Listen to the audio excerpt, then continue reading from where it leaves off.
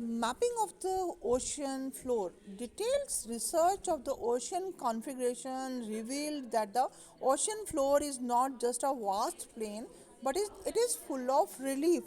तो आप जब देखते हो तो अर्थ में जब लैंड पोर्शन है उसमें भी रिलीफ फीचर्स होते हैं, माउंटेन्स होते हैं, डेजर्ट्स होते हैं, प्लेन, ये रिलीफ फीचर्स कहे जाते हैं. तो ऐसे ओशन का फ्लोर भी वो प्लेन नहीं होता, it's not just a vast plain, it also consist of various relief features. Expeditions to map the oceanic floor in the post World War II period. Post world war two period बोलते हैं जो world war to के बाद के का period है. तो that provide a detailed picture of the ocean relief and indicated the existence of submerged mountain ranges as well as deep trenches. बहुत गहरी खाइयाँ भी हैं और माउंटेन्स रेंजेस हैं वहाँ पर, mostly located closer to the continent margins, और वो ज़्यादातर जो कॉन्टिनेंट के मार्जिन्स के साथ साथ ही हैं. The mid-oceanic ridges were found to be the most active in terms of volcanic eruptions. तो जो ओशन में जो मिड ओशनिक मतलब बीच में जो रीजस हैं, जो थोड़े से अपर पोर्शन है, थोड़ा उठा हुआ पोर्शन है, वो सबसे ज़्यादा वॉल्केनिक इरप्शंस के लिए एक्टिव है. The dating of the rocks from the oceanic crust revealed the fact that they are much younger than the continental areas. तो यहाँ पर जो ओशनिक रॉक्स हैं वो यंगर हैं, मतलब वो रिसेंट है.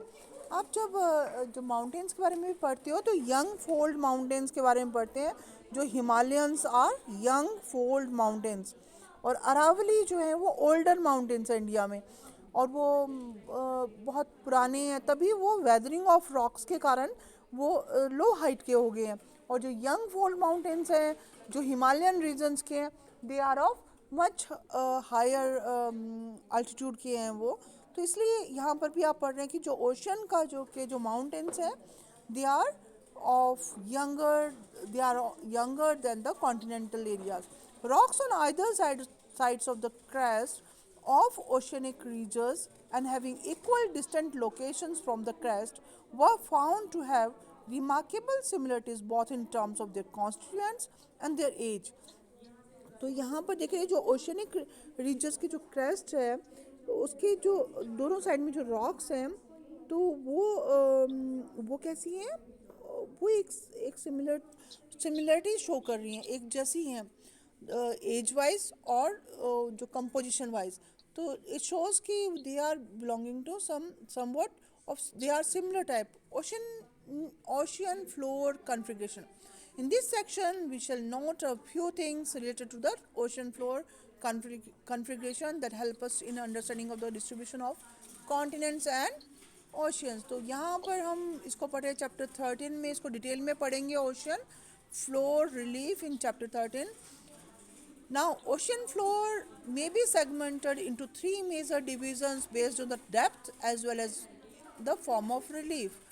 तो तीन मेजर डिविजन्स में हम डिवाइड कर सकते हैं. They are continental margins, deep sea basins and the mid oceanic ridges. यहाँ पर ओशन फ्लोर का डायग्राम भी बनाया हुआ है. तो यहाँ देखिए आप, ये जो कॉन्टिनेंटल स्लॉप शो किया है, सी लेवल भी शो किया, जीरो पर सी लेवल है, और वहाँ पर डेप्थ को शो किया गया. डेप्थ मतलब जो नीचे गहराई जो जाती है, एवरेज डेप्थ भी शो की गई है. और जो साइड वाला जो मास है that is continental mass, land mass. Okay, तो दिस इज अबाउट द अब continental margins. These forms the transition between continental shores and deep sea basins. Transition मतलब चेंज. कॉन्टिनेंटल शोर मतलब किनारे से, डीप सी बेसिन्स बहुत जो गहरे समुद्री बेसिन्स है उसमें जो ट्रांजिशन इज देयर. जो किनारों से धीरे धीरे जो डीप सी बेसिन्स की ओर जब बढ़ते हैं तो ये शो करते हैं continental margins. They include continental shelf, continental slope. Shelf जैसे एक टेबल पोर्शन है, जैसे उसके बाद देन कॉन्टिनेंटल स्लोप स्लोली वो कम होते जा रहा है, और दैट इज़ जैसे कि माउंटेनियस स्लोप्स होते हैं. कॉन्टिनेंटल राइज थोड़ा सा ऊपर उठना, एंड डीप ओशनिक ट्रेंच, और नीचे बहुत ज़्यादा डीप गहराई में जो ओशंस के ट्रेंच खाइयाँ होती हैं उनको गहरी जो खाई हैं उनके बारे में ये सब चीज़ें इसमें इंक्लूडेड हैं. Of these the deep oceanic trench are the areas which are of considerable interest insofar as the distribution of oceans and continents is concerned. तो यहाँ पर अबेसल प्लेन भी एक वर्ड यूज हुआ है, ABYSSAL, abyssal plain. These are extensive plains that lie between the continental margins and the mid-oceanic ridges. जो ये plane जो है ये कॉन्टिनेंटल मार्जिन के अलॉन्ग विद कॉन्टिनेंटल मार्जिन्स हैं और मिड ओशनिक रिज के बीच में हैं. और ये these are the areas where the continental sediment होता है जो डिपॉजिट होता है, जो भी जो मटेरियल जो वाटर कैरी करता है फिर उसको डिपॉजिट कर देता है उसको सेडिमेंट बोलते हैं. That move beyond the margins, और मार्जिन के साथ साथ में जो भी मटेरियल सेडिमेंट्स मटेरियल लेके आते हैं चलता है वाटर कैरी करता है उसको डिपॉजिट कर देता है उसको सेडिमेंट बोलते हैं. That get deposited there. तो that constitute the vast plain. जो मैदानी इलाका मैदान जो बनाता है कहाँ पर ओशनिक फ्लोर अंदर इनसाइड द ओशियंस जो प्लेन एरिया कॉन्स्टिट्यूट करता है sediments. Okay, then mid oceanic ridges जो होते हैं these forms an interconnected chain of mountain system within the oceans. Chain of mountain, one mountain है जो उस पहले आप वो स्लोली राइज हो रहा है, देन उसका स्लोप इज देयर, फिर अगेन वन मोर माउंटेन एक पहाड़ी क्षेत्र है, और देन अगेन वो स्लोप उसका स्लोप शो ढलान शो करके then again a chain of mountain one by one mountain जो तो उसको माउंटेन चेन बोलते हैं. On the surface of the earth through submerged under the oceanic water. It is chain of mountain that is submerged, वो किस में डूबी है ओशन के वाटर में.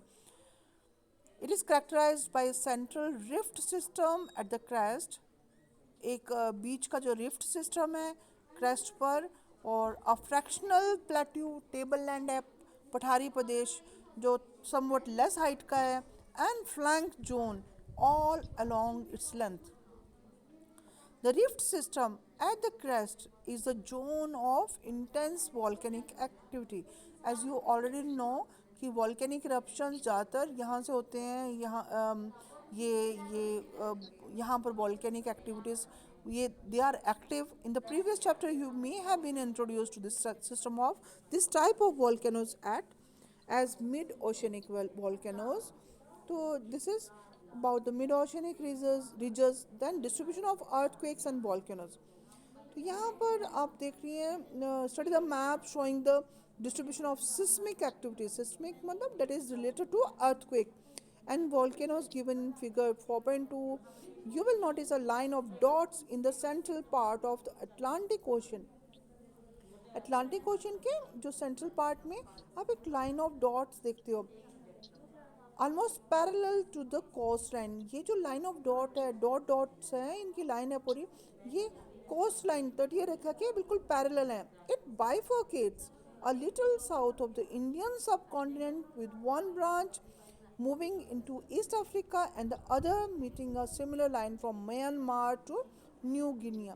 अब यहाँ पर ये बोल रहा है कि इंडियन सब कॉन्टिनेंट को ये बाइफरकेट करता है, डिवाइड करता है. एक ब्रांच जो है वो ईस्ट अफ्रीका की ओर मूव कर दिया और दूसरी लाइन जो है Myanmar to New Guinea. You will notice that this line of dots coincides with the mid oceanic ridges. ये किसके साथ मिल रही है? मिड ओशनिक रीजस से मिल रही है. The shaded belt showing another areas of concentration coincide with the, और दूसरी जो शेडेड बेल्ट है, शेडेड है मतलब वो शो कर रही है एक और रीज़न है कंसंट्रेशन का जहाँ पर ये वॉल्केनिक एक्टिविटीज़ या अर्थक्वेक्स वगैरह जो ज़्यादा प्रोन एरियाज़ हैं they coincide with the Alpine Himalaya system. ऊपर जो माउंटेनियस रीजन है हमारे इंडिया में जो हिमालयन सिस्टम है Alpine, and the rim of the Pacific Ocean. Pacific Ocean जो है उसके रिम मतलब आउटर, बिल्कुल आउटर जो एरिया है उस वहाँ पर उसके साथ ये कोइंसाइड करती है. in general, the focus का ही word का meaning है, focus of the earthquake in the area of mid-oceanic regions are at shallow depth. ये उथले पानी में है, उतली गहराई में है, बहुत डीप में नहीं है earthquake का जो focus होता है.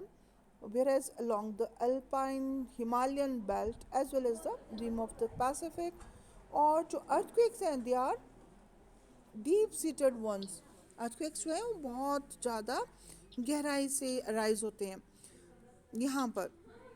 Okay, the map of volcanoes also show a similar pattern. The rim of the Pacific जो ओशियन है, हिंद महासागर, उसका रिम मतलब जो आउटर मोस्ट जो किनारा है उसको रिम बोलते हैं. That is called also called rim of fire due to the existence of active volcanoes in this area.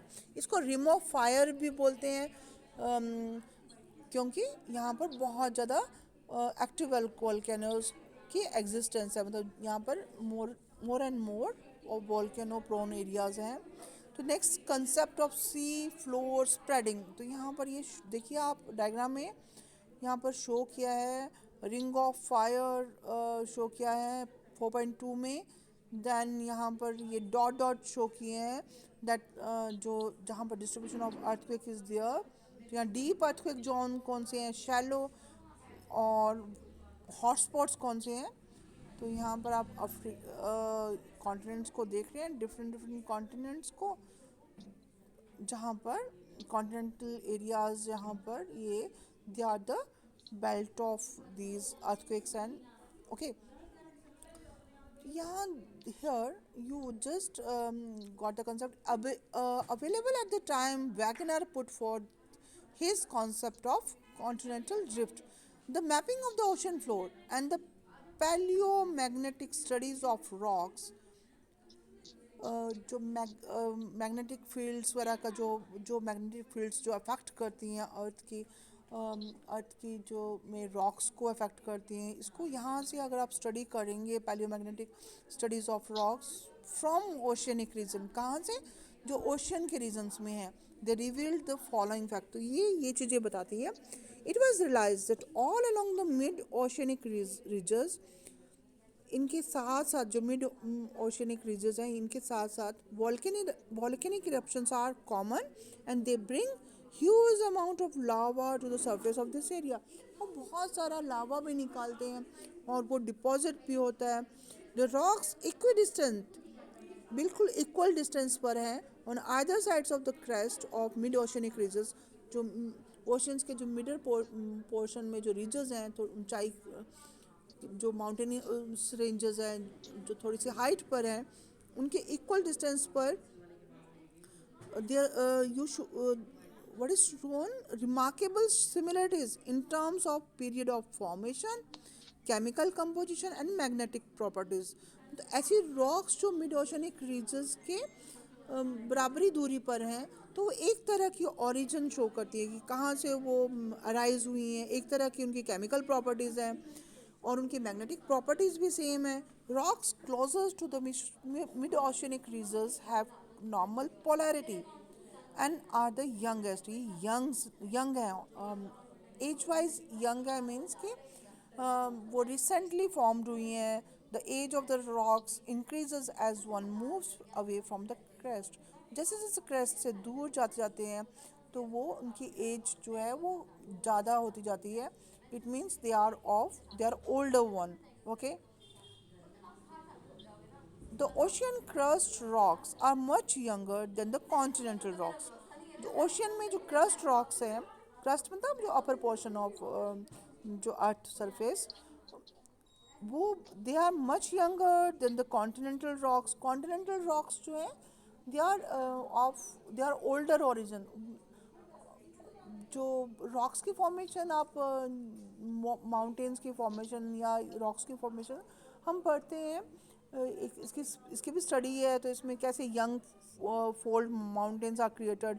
जो प्लेट्स होती है, टेक्टोनिक प्लेट्स, जब वो एक दूसरे से कोलाइड करती हैं और सम सरफेस जो है वो थोड़ा सा ऊंचा हो जाता है. Mountains are formed by through that folding of rocks. So that is also a concept. They are much younger. The age of rocks in the oceanic crust is now nowhere more than the 200 million years ago. 200 million years ago old से ज़्यादा नहीं है. Some of the continental rock formations are as old as 3200 million years ago. The sediments on the oceanic floor are unexpectedly very thin. अब यहाँ पर जैसे हमारे जो वास्ट प्लेन्स है, गंगा ब्रह्मपुत्र प्लेन्स, वो उनके जो उनमें जो सेडिमेंट्स डिपोजिशन होता है, that is much more than the sediments on the ocean floor. Scientists were expecting, if the ocean floors were as old as the continent, to have a complete sequence of sediments for a period of much longer duration. ये कह रहे हैं कि अगर वहाँ पर ये देवर much older, अगर वो ज़्यादा ओल्डर होते हैं तो then there will be more sedimentation is there. Okay, the deep trenches have deep seated earthquake occurrences, while in the mid oceanic ridge areas the earthquake foci have shallow depth. तो जहाँ mid oceanic ridges हैं, जो थोड़े ऊंची ऊंची जो areas हैं, वहाँ पर क्या है, जो अर्थक्वेक की जो फोकस है वो उथली गहराई पर है, नॉट डीप डेप्थ पर नहीं है. थोड़े कम वाटर, वहाँ पर जो वाटर का जो डेप्थ है वो कम है वहाँ पर. और जो बहुत ज़्यादा डीप ट्रेंचेस हैं, जहाँ खाइयाँ हैं, वहाँ पर जो अर्थक्वेक हैं वो बहुत ज़्यादा डीप सीटेड होते हैं, मतलब inside the very inside the earth surface. Okay, these facts and a detailed analysis of magnetic properties of the rocks on either sides of the mid-oceanic ridges led Hess to propose his hypothesis known as sea floor spreading. He argued that the constant eruptions at the crest of oceanic ridges, जैसे जो eruption मतलब volcanic activities हो रही हैं, लावा निकल रहा है constantly ये ओशनिक रिजेस के क्रेस्ट पर, that causes the rupture of the oceanic crust. उसके कारण जो जो अर्थ का क्रस्ट, और अर्थ के क्रस्ट में ओशियंस जो हैं, ओशियन का क्रस्ट मतलब अपर पोर्शन जो है, लैंड पोर्शन, और वहाँ से जो लावा निकल रहा है, और लावा जो है that is pushing the oceanic crust on either side. दोनों साइड में जो रिजेस के दोनों साइड में जो जो एरिया है उसको पुश कर रहा है. The ocean floor the spread, इसलिए ओशन का फ्लोर है वो बढ़ता जा रहा है. The younger age of the oceanic crust as well as of the fact that the spreading of one ocean does not cause the shrinking of the other. ये कह रहे हैं कि जैसे जो ओशनिक क्रस्ट है उसकी यंगर एज है, और साथ में जो ये स्प्रेड हो रहा है एरिया ओशन फ्लोर का, ये दूसरे जो ओशंस हैं उनको श्रिंक नहीं कर रहा है. It made has think about the consumption of the oceanic crust. He further maintained that the ocean floor that gets pushed due to volcanic eruptions at the crest sinks down at the oceanic trenches and get consumed. तो ये कह रहे हैं कि ocean के जो trenches हैं, बड़ी बड़ी खाइयाँ हैं, वहाँ पर ये जो ओशन का जो फ्लोर है जो वो वहाँ पर पुश हो जाता है और वो बड़ी बड़ी खाइयों में समा जाता है. ओके, यहाँ पर सी फ्लोर स्प्रेडिंग को शो किया है कि कैसे स्प्रेड हो रहा है. Then this concept of floor spreading is shown. The motion of the continent during the past 540 million years ago, कैसे continents एक दूसरे से अलग हुए. Then plate tectonics. Since the advent of the concept of the sea floor spread,